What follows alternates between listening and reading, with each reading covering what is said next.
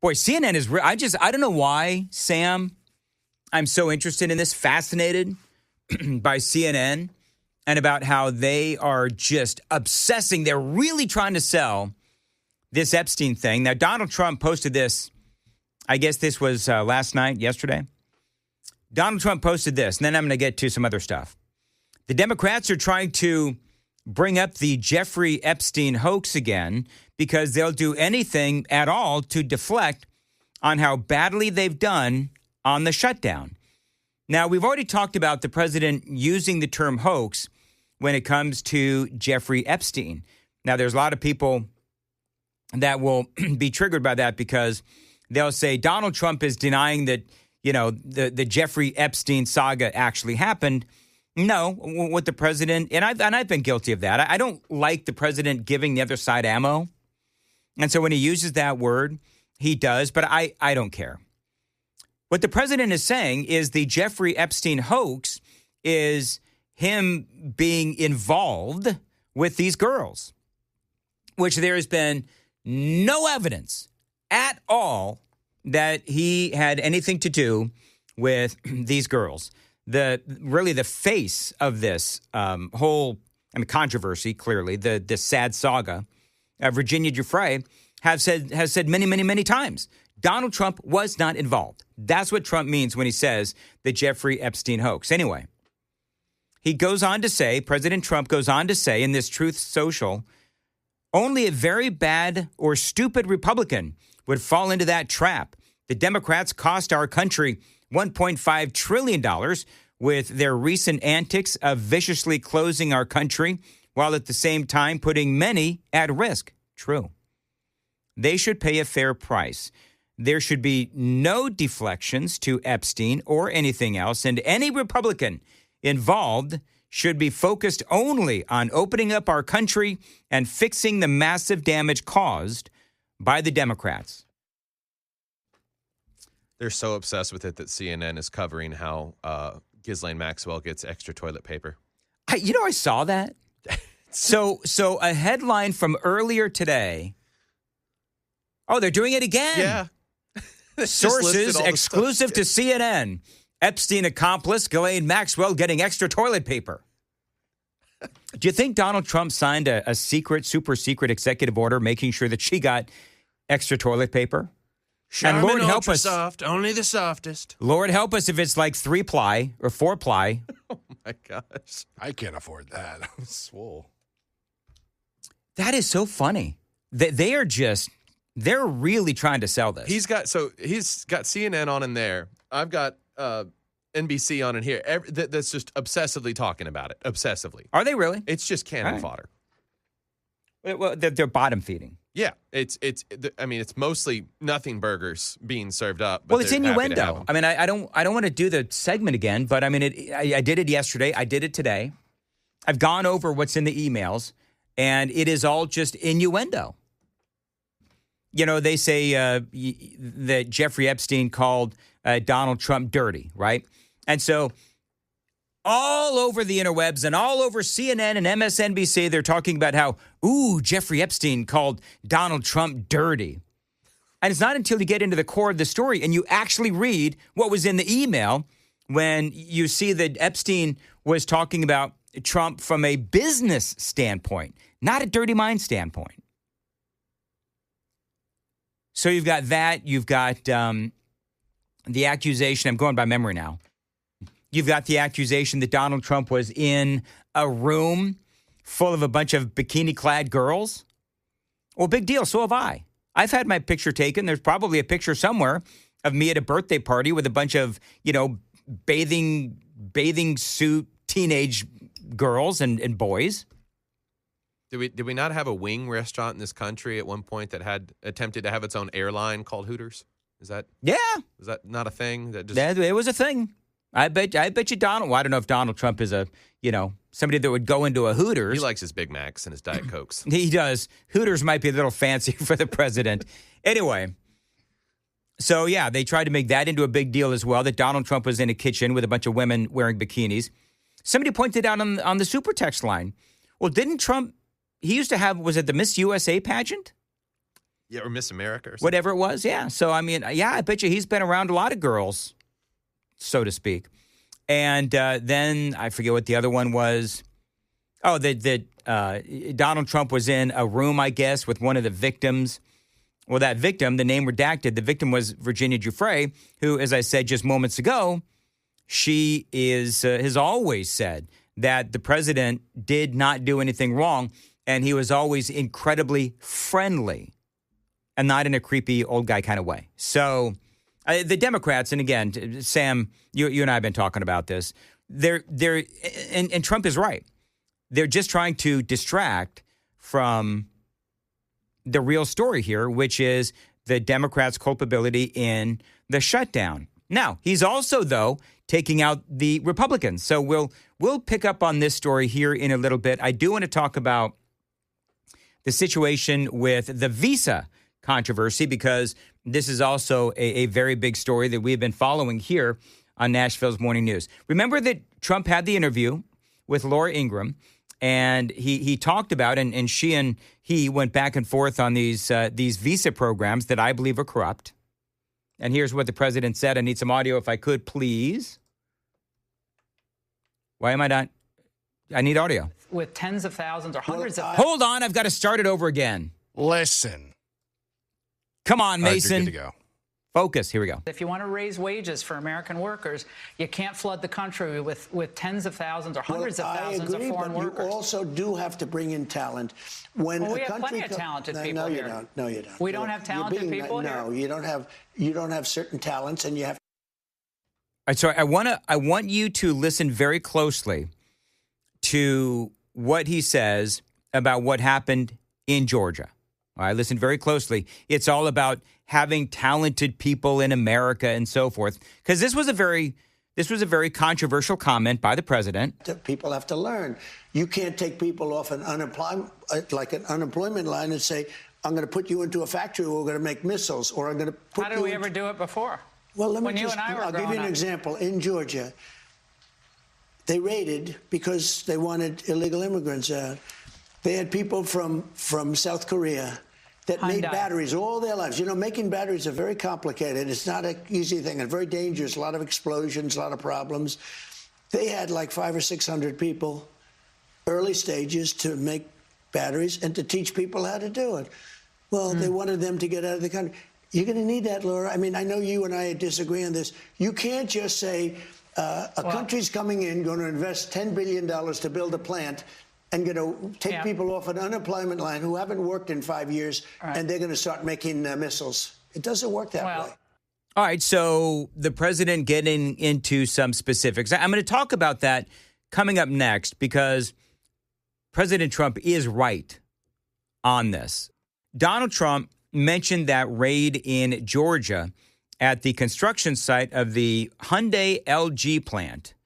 Now, ICE came in. They found somewhere around 300, 400 South Koreans working as skilled engineers and technicians employed by subcontractors. So they were here in this country.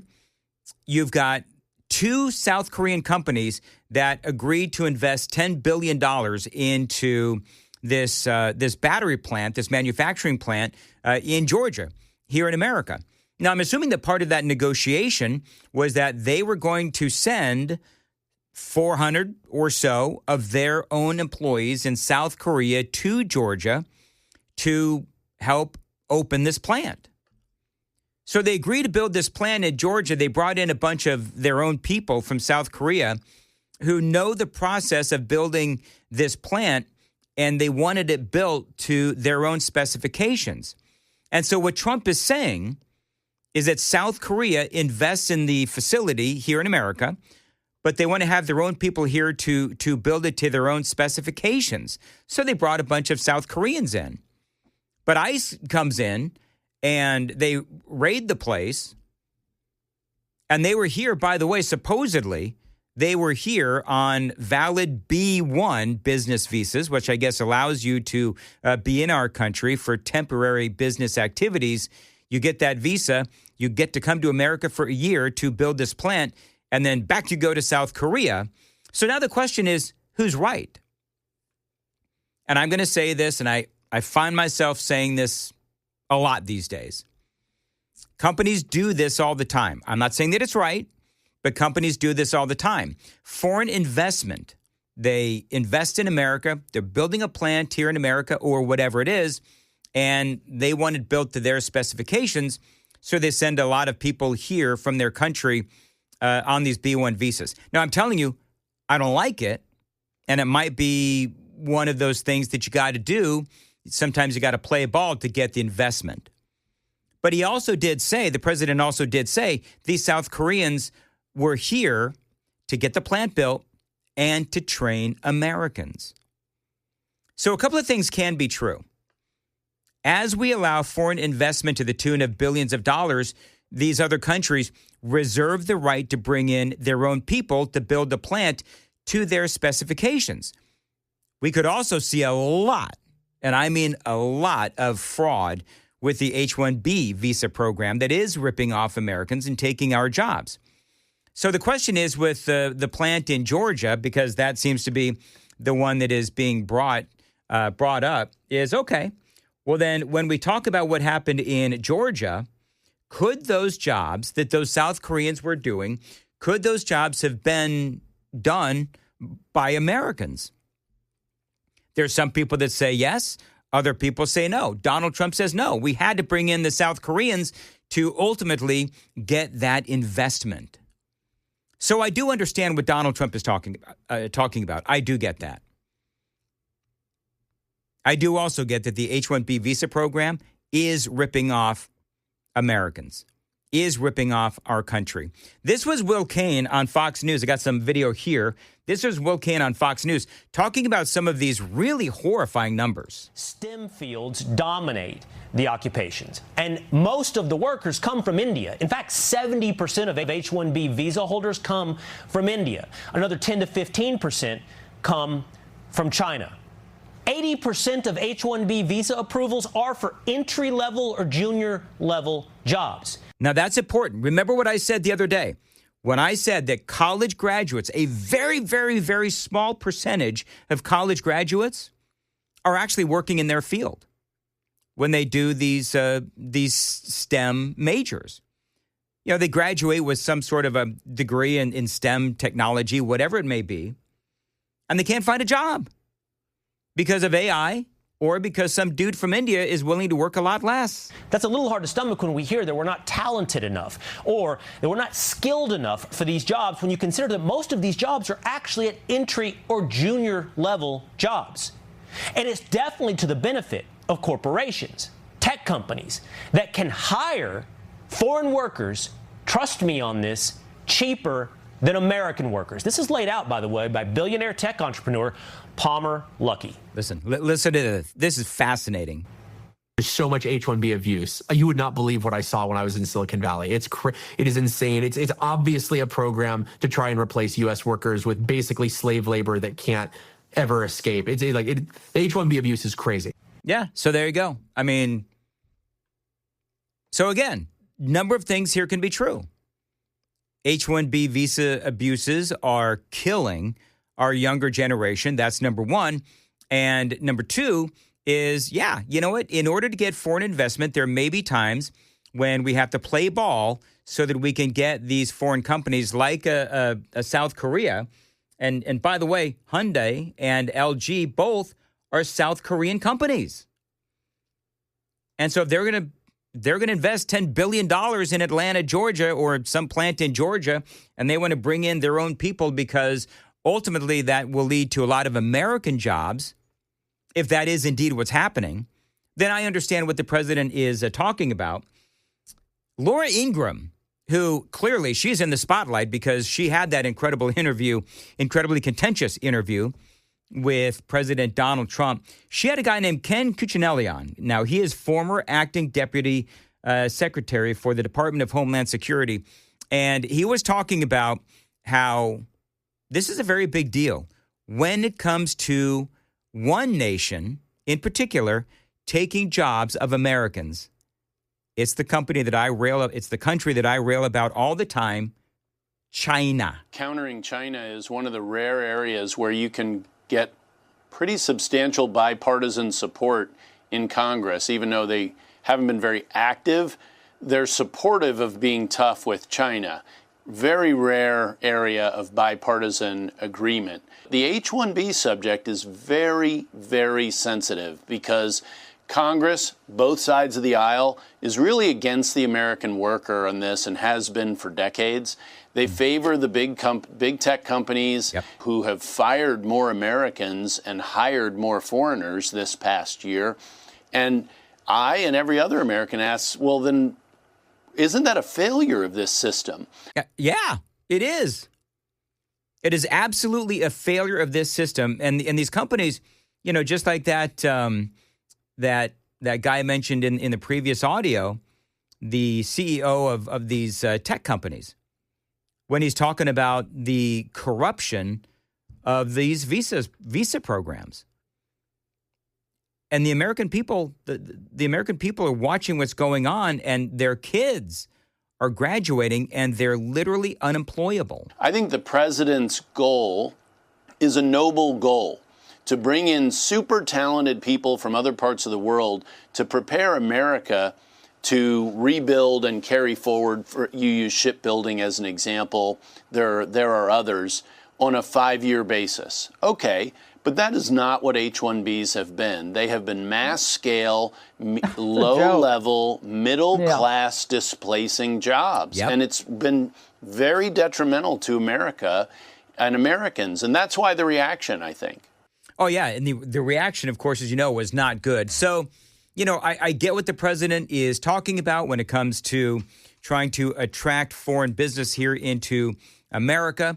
That is a separate discussion from the absolute fraud that we're seeing in the H-1B visa program.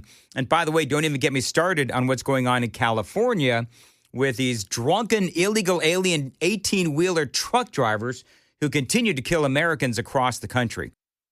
Getting all kinds of positive feedback this morning. I like that. Had a whole bunch of negative Nellies the last couple of days. I did have one negative comment, though. And Mason, I'm gonna put this on you. So we had a Daily Dan poll.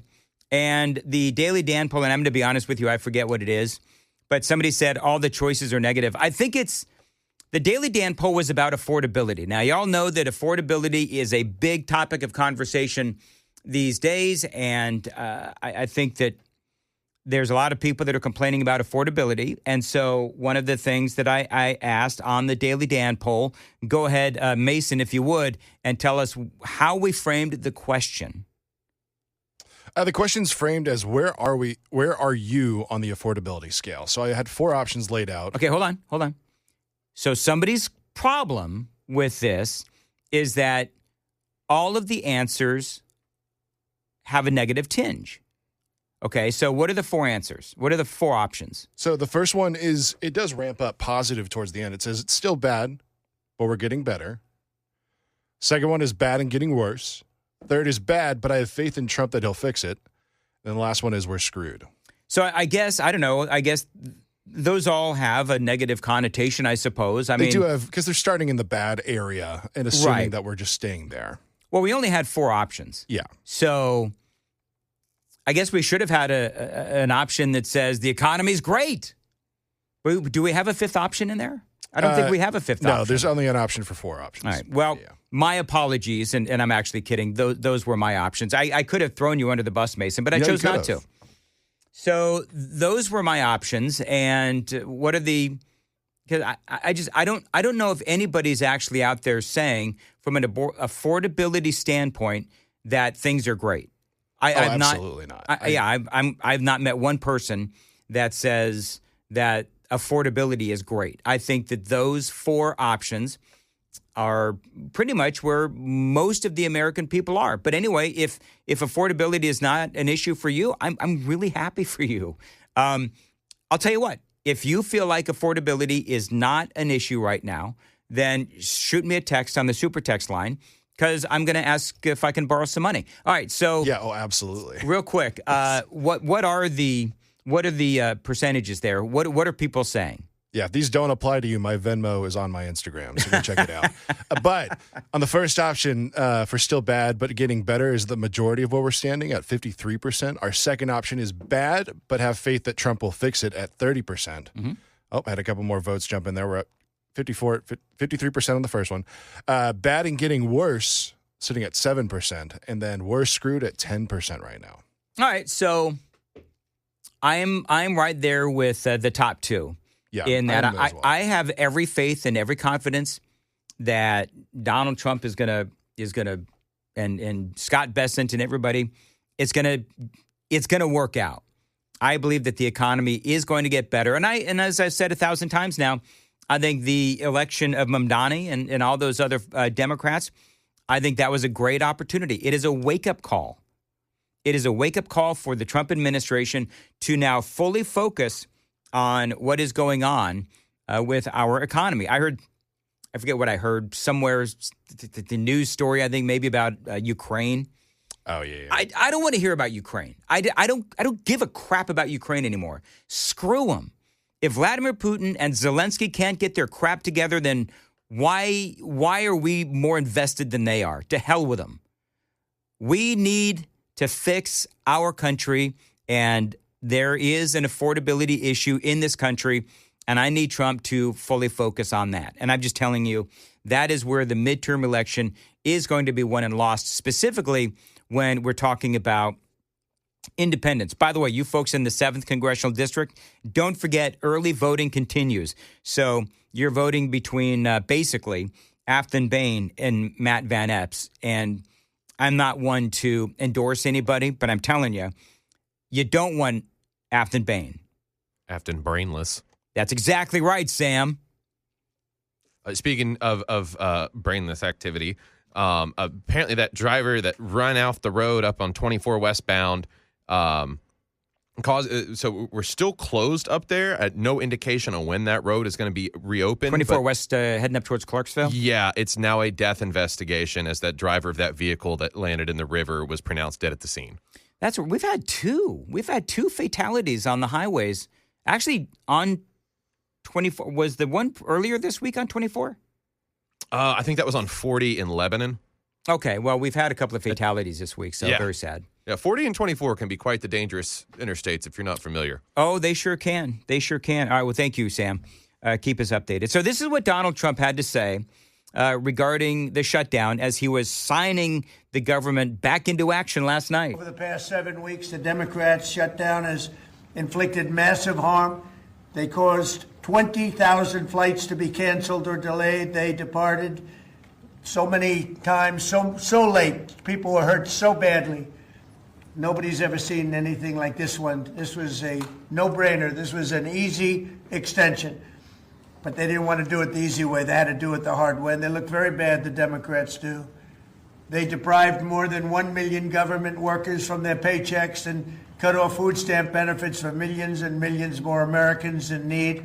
They caused tens of thousands of federal contractors and small businesses to go unpaid. And the total effect of the damage their antics caused will take weeks and probably months to really calculate. I mean, I've seen anywhere from, many billions of dollars. I've seen some 1.5 trillion. I have no idea what the real cost is. I do know that there's a lot of people here in America, people here in Tennessee, who they were affected. Either they're contractors for the government or, of course, we had all the conversation about SNAP benefits as well.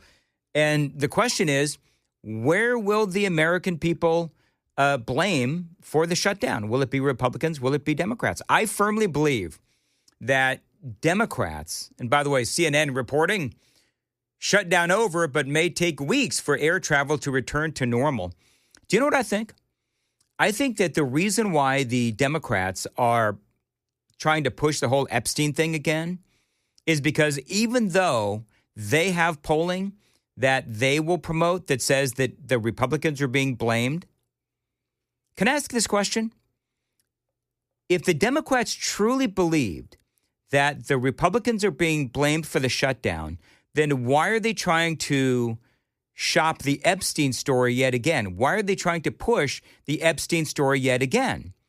Because if they're being politically smart, and I'm not necessarily saying that the Democrats are politically smart, but if they're being smart and they truly believe that the Republicans are going to get the full brunt of the blame of the American people, then they're just going to let that blame marinate. Wouldn't they? Continue the conversation about how Donald Trump and the Republicans shut down the government. But no. They're out there pushing Epstein. In other words, they know, the Democrats know that they have screwed up big time, and they're trying to run from their culpability in the shutdown by now pushing Epstein. Appreciate you listening to Nashville's Morning News. All right, real quickly, let's get through with some of this audio from Donald Trump reopening the government last night. Calculate accurately, including the serious harm that they did to our economy and to people and to families. So I just want to tell the American people, you should not forget this when we come up to midterms and other things. Don't forget what they've done to our country. I also want to call for a termination to the filibuster so that this can never happen again. Yeah, and Don, that is another conversation that we've been having about whether or not to terminate the filibuster. I've gone all over the place on that one. I know that a lot of you feel like the filibuster should be abolished while we have the opportunity to do it, because once the Democrats, if they ultimately end up getting power, they're going to go out and they're going to do it. But the bottom line is, while I do understand what the president is saying, I don't think he has the votes in the Senate to actually abolish the filibuster. So we'll continue to have that conversation. One of the things that I really liked, though, from what the president had to say, because remember, this is the president where he wanted to basically, speaking of abolishing, he wanted to get rid of Obamacare. And everybody knows the president and the Republicans for a lot of years, they wanted to get rid of Obamacare. And he said something last night that I really, really liked. This is President Trump talking about the future of health care. So I'm always willing to work with anyone, including the other party. We'll work on something having to do with health care. We can do a lot better. We can do great. So much money is involved, and we're willing to pay so much money to the people. So we're going to pay a lot of money to the people. They're going to go out and buy their own health care, and we're going to forget this Obamacare madness. So the president has been saying for a long time, Republicans said for a long time, repeal and replace, repeal and replace, repeal and replace. They, as we all know, they never did it. And I don't think that they're going to be able to do it now, but I like what he's saying. I like that the president is acknowledging, as he always has, that Obamacare is a complete cluster. It is. And as we've been talking about, the subsidies are only masking really what is a broken healthcare system. And that is on the Democrats. That is on Barack Obama. That is on a long list of Democrats since Obamacare was first passed. And so the Democrats don't want to fix it. Do you know why Democrats, by the way? Do you know why Democrats don't want to fix Obamacare? Is because if they actually did try to fix Obamacare, and Lord help them if it's Donald Trump that does it, it would be admitting that they made a mistake. And they're not willing to do that. They would rather let a broken system continue than allow Donald Trump to have any part in fixing what clearly is a broken healthcare system in our country. It is 7:51 on Super Talk 99.7 WTN. Super text line is open, 615-737-9986, 615-737-WWTN. I do want to play this audio bite for you. I was getting ready to wrap up the segment, but this is, I just saw this, and I want to play this as well. This is President Trump, just real quickly on Obamacare. This is President Trump with a message to the insurance companies. It's going to go down. It went the exact opposite with the biggest increase of healthcare in any country. It's a disaster. And I'm calling today for insurance companies not to be paid, but for the money, this massive amount of money, to be paid directly to the people of our country so that they can buy their own health care, which will be far better and far less expensive than the disaster known as Obamacare. And I've had, I think, great support. I've even had Democrat support So we want the money that would be going to the insurance company, which is hundreds of billions of dollars. You know, their stock prices have gone up by 1,000% in many cases, 1,000% over a short period of time, because our country stupidly pays them so much money with this Obamacare scandal. So I want the money to go directly to you, the people. And you go out and you'll buy your own health insurance and you'll negotiate different plans and you'll get much better insurance and you will be an entrepreneur for yourself. So I'm always willing to work with anyone, including the other party. We'll work on something having to do with health care. We can do a lot better. We can do great. So much money is involved, and we're willing to pay so much money to the people. All right, so that is Donald Trump, and he's basically throwing down the gauntlet, right? He's basically saying, all right, listen, I'm willing to work with anybody, acknowledging that a problem exists, and I've had 3 or 4 interviews on Obamacare here in the last couple of weeks on what's wrong with it and how to fix it. And I believe that every single one of those interviews, one degree or another, every one of those interviews talked about how it all goes back to the insurance companies. It all goes back to the insurance companies. We need to get this figured out. And Donald Trump and the Republicans have been trying to do this for years. The party that is getting in the way, of course, is the Democrats.